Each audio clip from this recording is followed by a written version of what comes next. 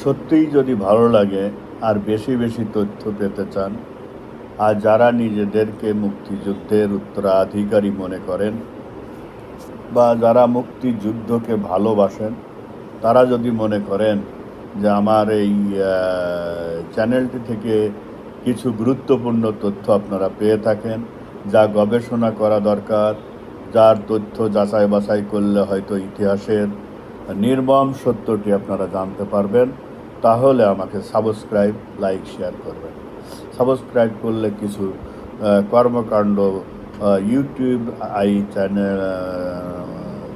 আইন অনুযায়ী করতে সুবিধা হয়, অন্যথায় এগুলোকে আলাদা ভিডিও করার পরে আপলোড করা লাগে। এই জন্যই আজকের ঐতিহাসিক জুন মাসে অনেকগুলো ঘটনা ঘটেছে জাতির। জুন মাসের 23 তারিখে আওয়ামী লীগ নামক রাষ্ট্রটির জন্ম হয়েছিল, যেটা গণমানুষের দল। এই জুন মাসের 11 তারিখে বঙ্গবন্ধু কন্যা 2008 সালে 111 সরকার কর্তৃক জেল মুক্ত হয় গণমানুষের দাবির পরিপ্রেক্ষিতে। এই জুন মাসের 7 তারিখেই ঐতিহাসিক 6 দফা নিয়ে আন্দোলন সংগ্রাম পরিচালিত হয় 1966 সালে। এই জুন মাসেই 71-এর রণাঙ্গনের বীর সেনানী, আমাদের বীর মুক্তিযোদ্ধা তোফায়েল আহমেদের জীবন অবসান হয়েছে। এই জুন মাসেই ঢাকা মহানগরের সভাপতি রহমতুল্লাহ বীর মুক্তিযোদ্ধা ওনার মৃত্যু হয়েছে। এই জুন মাসেই এই সরকারের দ্বিতীয় বাজেট অধিবেশনে মুক্তিযোদ্ধাদেরকে অসম্মান করে তাদের পূর্ণ পরিচয় প্রকাশ করা হয়নি। এবার দেখেন ইতিহাসের চরম নির্মমতা কিভাবে সংগঠিত হয়েছে, কিছু বিস্তারিত শোনেন। এটা আমার খবর না, সময় টিভি। জাসদ গণবাহিনী ও পাকিস্তান মার্কিন গোপন জোটের সহায়তায় জিয়াউর রহমান মুক্ত হয়ে প্রথমে নিজেকে প্রধান সামরিক আইন প্রশাসক পদে ঘোষণা দেন। পরে আইনি জটিলতা দেখা দিলে রাষ্ট্রপতিকে প্রধান সামরিক আইন প্রশাসক ঘোষণা দিয়ে নিজে উপপ্রধান সামরিক আইন প্রশাসক হন। এসব রাষ্ট্রপতি আবুল সাদাত মোহাম্মদ সায়েম কাঠের পুতুল। মূল চালিকা শক্তি সেনাপ্রধান জেনারেল জিয়া 1975 সালের 31 ডিসেম্বর 72 সালে প্রবর্তিত দালাল আইন বাতিল করে 11,000 সাজাপ্রাপ্ত যুদ্ধাপরাধীকে কারাগার থেকে মুক্তি দেন।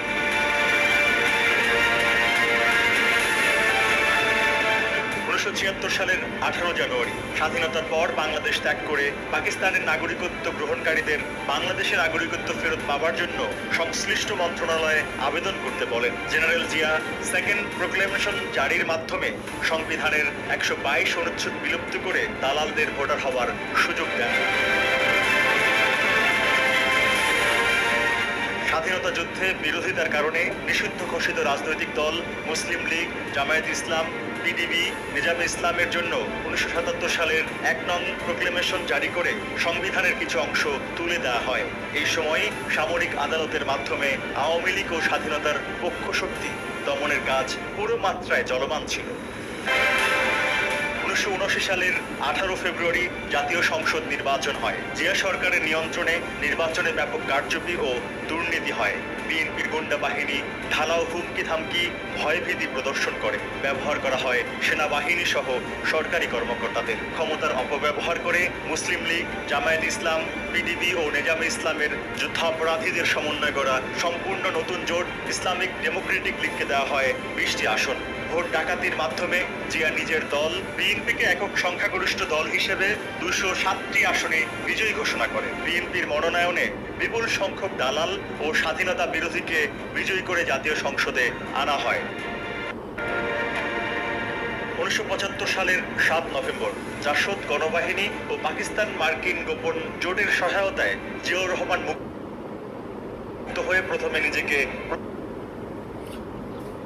তাহলে বুঝলেন যে আসলে আমরা এতদিন ধরে যে কথাটি জানতাম যে জেনারেল জিয়াউর রহমান বহুদলীয় গণতন্ত্রের প্রবক্তা, এবং সেই বহুদলীয় বলতে কারা সেই রাজনীতি করার সুযোগ পেয়েছিলেন বা পেয়েছিল, আর বহুদলীয় গণতন্ত্রের আদর্শ পুরুষ বলতে যে কথাটি আমরা জানি, সেই পুরুষোত্তম বীর মুক্তিযোদ্ধা জেনারেল জিয়াউর রহমান যাদের বিরুদ্ধে যুদ্ধ করেছিলেন তাদেরকেই আবার ক্ষমতার মসনদকে পাকাভুক্ত করতে যে পুনর্বাসিত করলেন, অর্থাৎ রাষ্ট্রটাকে একটি নির্মমভাবে নীতিহীন, নীতিভ্রষ্ট রেল লাইনে পরিচালনা করলেন।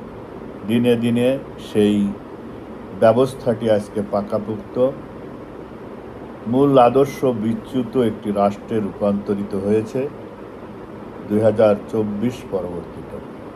আজকে আমার বাড়িতে আমি নির্বাসিত, আমার দেশে আমি নির্বাসিত, আমার অস্তিত্ব আজকে বিলুপ্ত।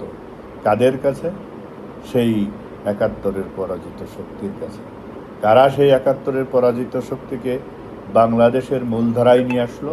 সেই ইতিহাসের চরম সত্যটি এখানে। যদি কারোর ভিন্ন মত থাকে সে বিষয়ে মতামত দিতে পারেন।